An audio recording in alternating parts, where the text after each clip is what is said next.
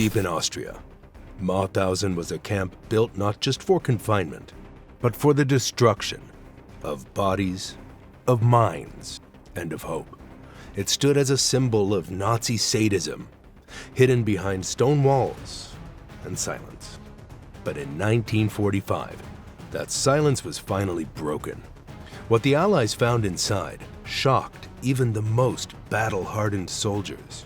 It was a place where death had become routine, and survival a rare accident.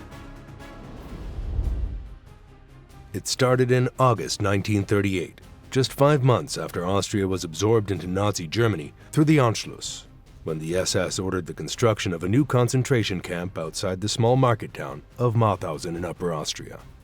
This area had long been known for its rich natural stone deposits, especially granite, which had been extracted for centuries. The Nazis didn't just choose this site randomly. The SS had set up a company called Dest, a state-owned enterprise used to exploit prisoner labor for profit. Dest bought the local Wiener Graben quarry, and Mauthausen became the center of this operation. Unlike other camps that focused more on extermination or temporary detention, this one was built around an industrial business plan. The first prisoners were forced to build the camp themselves.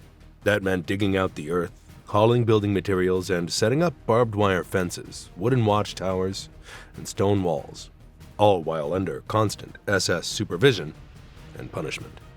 The camp was placed on a hilltop overlooking the Danube River. This wasn't just a strategic choice, it also made escape nearly impossible. The elevated ground and steep terrain helped isolate the prisoners and keep them fully under control. Early on, Mauthausen was considered a protective custody camp for enemies of the Reich, but its purpose quickly shifted. Once the SS realized how profitable forced labor could be, Mauthausen started expanding. New buildings were added, and over time the infrastructure grew more complex. By 1939, the camp already had permanent stone structures, electrified fences, and designated areas for forced labor deployment. By the time World War II began in September 1939, Mauthausen was already taking in foreign prisoners. That marked the beginning of its transformation, from a local detention site into one of the deadliest forced labor camps in Europe. Unlike many other Nazi camps that were designed with specific functions, Mauthausen served multiple cruel purposes at once. What set it apart wasn't just its size or the number of prisoners, but the way it combined extreme labor, isolation, and a unique classification system that almost guaranteed death. By the early 1940s, Mauthausen had become the central hub for a network of nearly 50 subcamps, scattered across Austria and parts of southern Germany. These weren't minor outposts. They included places like Gusen 1, 2, and 3, which themselves grew as large and deadly as the main camp. Others were built close to munitions factories, oil refineries, tunnels, aircraft assembly plants, and armaments production lines. But it was the Grade 3 status that truly marked Mauthausen as something far worse. While other camps like Buchenwald or Dachau were labeled Grade 1 or Grade 2, meant for re-education or long-term imprisonment, Grade 3 was a death sentence in disguise. The Nazis labeled inmates in these camps as incorrigible, asocial, or racially inferior. In reality, many were simply political enemies, resistance fighters, intellectuals, or those who had already been broken by other camps. This classification meant there were no plans for rehabilitation. These were camps of elimination. The Nazis didn't always shoot or hang people in Mauthausen. Instead, they made the conditions so impossible that prisoners would collapse, die from exhaustion, or get sick and be left to rot. Another brutal feature was the complete absence of mercy or flexibility. In some other camps, skilled workers might be spared harsher tasks if they were useful to the Nazi war effort. At Mauthausen, even educated professionals, engineers, and professors were sent to the quarry or factories until they dropped. Also, Mauthausen lacked any meaningful system of survival for newcomers. In camps like Auschwitz, some prisoners learned to navigate the system to survive longer by trading jobs or leveraging skills. At Mauthausen, new prisoners were often dead within weeks.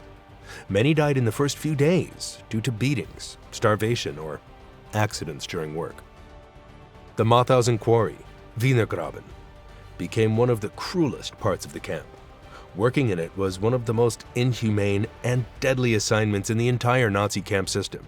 From early morning until late evening, prisoners were forced into back-breaking labor with no safety, no rest, and no protection from the freezing cold or burning heat. Most of them wore thin uniforms and wooden clogs that offered no grip on the slippery, jagged stone. The quarry itself was carved into the hillside with towering walls of granite and narrow edges. Every day, prisoners had to break the stone using basic hand tools like hammers, picks, and chisels. There was no proper equipment. Injuries were constant. Fingers were crushed, legs broken, and spines damaged. But stopping meant punishment or death. The worst part of the job was climbing the 186 granite steps with massive slabs of rock strapped to their backs or carried in their bare hands. These stones often weighed 50 to 110 pounds. Prisoners had to make this trip multiple times a day, sometimes as many as 20 or 30 times in a single shift. The steps were uneven, cracked, and soaked with blood, sweat, and rain. Guards stood along the path and at the top, watching closely. If a prisoner stumbled, dropped the rock, or slowed down, he would be kicked, whipped, or even shot on the spot. SS men and capo overseers, prisoners assigned by the Nazis to control others, were especially brutal here. Many treated the quarry as their personal hunting ground.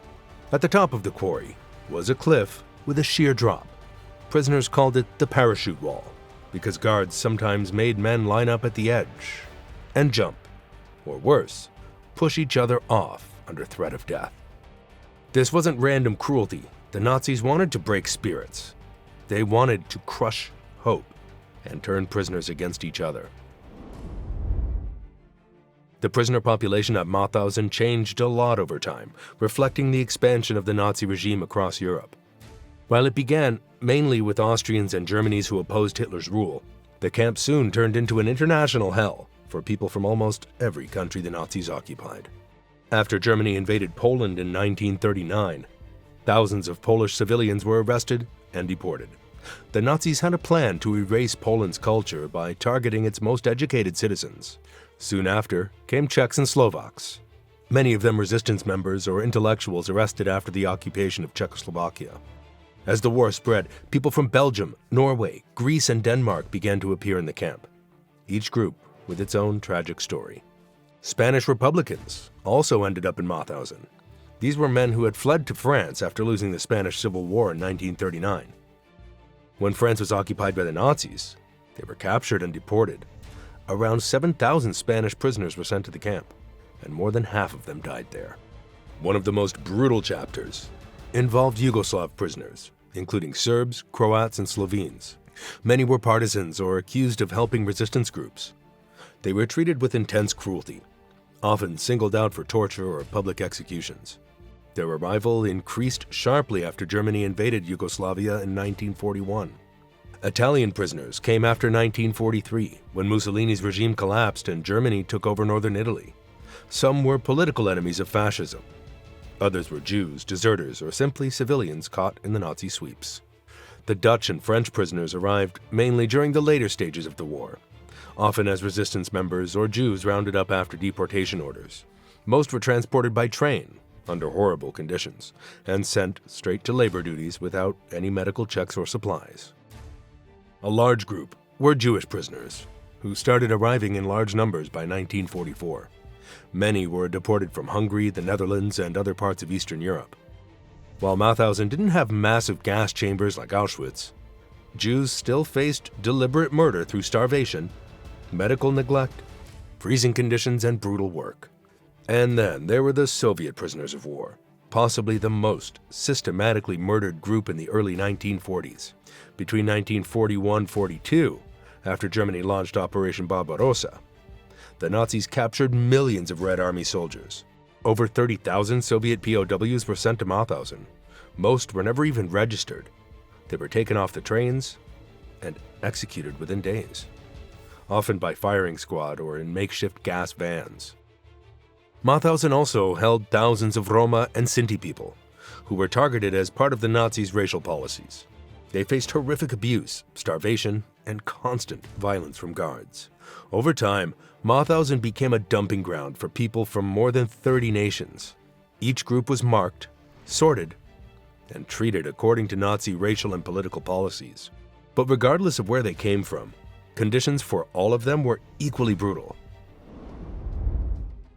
Surviving even a single day in Mauthausen took more than strength. Each day began before sunrise. Prisoners were forced to wake up around 4 or 5 a.m., no matter the weather. The roll calls could last for hours, especially in freezing temperatures or pouring rain. Anyone who collapsed during roll call was often beaten or left to die where they fell. Missing prisoners, dead or alive, meant the roll call would drag on even longer until they were found. After that, prisoners were pushed straight into labor. Some worked in the quarry, others in weapons factories, construction zones, or nearby farms. But all the work was exhausting and dangerous. Injuries were common, and medical help was basically non-existent. Inside the barracks, the conditions were unbearable. Rooms meant for 100 people were crammed with 300 or more. With so many people packed into one place, disease spread quickly. The latrines were filthy, and water was limited. There was no real way to wash hands, clothes, or even wounds. Lice and fleas infested the wooden bunks, and infections spread like wildfire. Food was another slow killer. The diet offered fewer than 600 calories a day, nowhere near enough for men doing hours of hard labor. The SS men, especially those from Totenkopf units, were trained to see prisoners as less than human. They used whips, rifle butts, or fists freely. Prisoners could be killed for walking too slowly, for looking a guard in the eye, or for collapsing from exhaustion. The camp also had what were called penal blocks. These were reserved for prisoners who were accused of breaking rules, trying to escape, or just being disliked by the guards. Here, torture was routine. Some prisoners were hung by their arms for hours. Others were forced to stand still without moving for days, or until they collapsed and died. Gusen was infamous for pushing prisoners even harder. It had massive underground tunnels used to build weapons, especially jet engines and military parts. Prisoners were forced to work in complete darkness, breathing dust and fumes for up to 18 hours a day. Most died within weeks of arriving. Medical experiments added another level of horror. Some SS doctors used prisoners like lab animals. At the Gusen and Mauthausen clinics, men were exposed to poison gas in small test chambers. Others were injected with typhus or malaria to study the effects. A few were even frozen or exposed to high altitude using pressure chambers. Experiments meant to test how long German pilots might survive in extreme conditions. No one volunteered, and most never survived. Suicide was another constant. Many prisoners, unable to take the suffering anymore, threw themselves onto the electrified fences surrounding the camp. Others tried to run toward guard towers, knowing they would be shot. But the cruelty didn't end there. As the war escalated and Nazi methods of extermination became more organized, the camp's leaders decided they needed a quicker way to kill those they considered unfit to work. So, in 1942, a small gas chamber was added to the main camp complex. Unlike the massive facilities at places like Auschwitz-Birkenau, the one at Mauthausen was built inside a converted shower room. The space was tight and plain, giving prisoners the false impression they were about to be cleaned. But once the doors shut, carbon monoxide was released into the sealed room. Within minutes, everyone inside was dead. This chamber wasn't used for mass extermination in the same way they were used in other camps, but it played a dark role in what the Nazis called special treatment. It was used to eliminate prisoners who were sick, weak, or simply no longer considered useful. Many of the victims were those who had collapsed during labor or couldn't stand anymore during roll call. Instead of receiving rest or care, they were quietly selected and sent to the gas chamber. Records suggest that roughly 3,500 people were killed this way, though the exact number may be higher. Jews, Soviet POWs, sick inmates, and disabled prisoners were common targets. Some were brought in from nearby subcamps or from hospitals just to be gassed upon arrival. Right next to the gas chamber, there was another disturbing area, the so-called infirmary. On paper, it sounded like a medical clinic, but in reality, it was another killing site. SS medics and doctors would examine sick prisoners, not to help them, but to decide if they were worth keeping alive. Those deemed too weak were given injections of phenol or petrol directly into the heart. Death came quickly and silently. The number of people killed this way was in the thousands, and these deaths were often written off as natural causes in camp records. The killings didn't stop, even after gas or injections. Just outside the camp, near the edge of the quarry, was a narrow trench called the shooting wall. It was dug specifically for executions. This site became one of the deadliest places in the entire Mauthausen complex. Prisoners, especially Soviet soldiers, were brought there in small groups. They were lined up and shot in the back of the head, their bodies dumped directly into the trench. In some cases, prisoners were tricked. They were told they were going for medical checkups or transfers to another camp, but instead, they were led quietly to the wall. One shot, no warning. Many of these executions were done at night to avoid attracting attention from other prisoners. The mobile gas vans were also used at times. Victims were loaded inside the vans under the pretense of relocation. By the time the van reached its destination, everyone in the back was already dead. These vans were especially used during the peak years of the war when the Nazis were trying to kill prisoners more quickly and discreetly. By 1943, the Nazis needed more weapons and equipment, so they started using prisoners as slave labor in arms factories. This is where the Mauthausen camp system expanded massively. By 1945, nearly 40,000 prisoners were held across the main camp and its subcamps. But by now, the war was turning against Germany. The Soviet army was pushing from the east, and American and British forces were advancing from the west. The Nazis knew their reign was ending, but they wanted to hide the evidence of their crimes. At Mauthausen, they destroyed documents, tried to kill as many prisoners as possible, and dismantled parts of the camp, but it was impossible to erase everything. The system was too large, and too many people had suffered there. By May 1945, the SS guards began fleeing as the Allies closed in. Some guards abandoned their posts quickly, leaving prisoners behind. Before the US Army arrived, some prisoners had already revolted. They overpowered the few remaining guards and took control of parts of the camp. But after years of starvation and abuse, most were too weak to fully free themselves. On May 5, 1945, the 11th Armored Division of the US Army liberated Mauthausen. What they found was horrifying. Over 20,000 prisoners, many near death. The survivors were skeletal, sick, and traumatized. Bodies were piled in barracks, and the stench of death was everywhere. It is estimated that between 90 and 100,000 prisoners died in Mauthausen during its operation, with some historians suggesting the toll could be as high as 120,000. After the war ended, the Allies wanted to hold those responsible for Nazi crimes accountable. Mauthausen became a focus of early war crimes trials. The Mauthausen trials, held between March and May 1946 in the former Dachau camp, were among the first major post-war proceedings. 61 SS members and camp personnel were charged with crimes committed at Mauthausen. These included guards, administrators, and medical staff. The charges covered murder, torture, and other war crimes. The trials were based on eyewitness testimony, documents, and survivor accounts collected by investigators. Of the 61 accused, 58 were found guilty. Nearly 50 were sentenced to death, including August Eigruber, the governor of Upper Austria, who had direct control over the camp system. Eigruber was known for his brutal leadership and was executed in 1947. Several camp doctors were also sentenced and punished for their role in medical experiments and killing prisoners. Despite these convictions, many others involved with Mauthausen escaped justice. Some fled Europe or hid in new identities. Others returned to normal lives without ever being held accountable.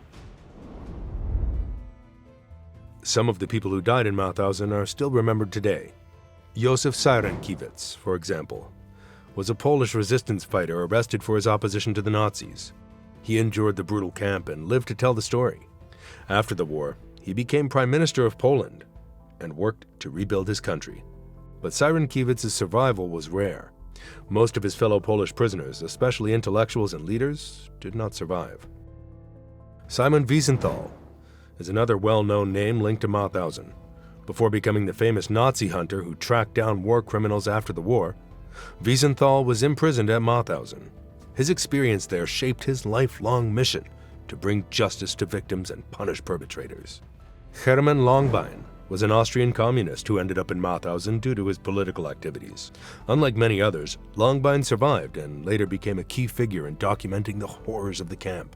He wrote detailed accounts of the daily suffering and helped gather evidence that was crucial during post-war trials.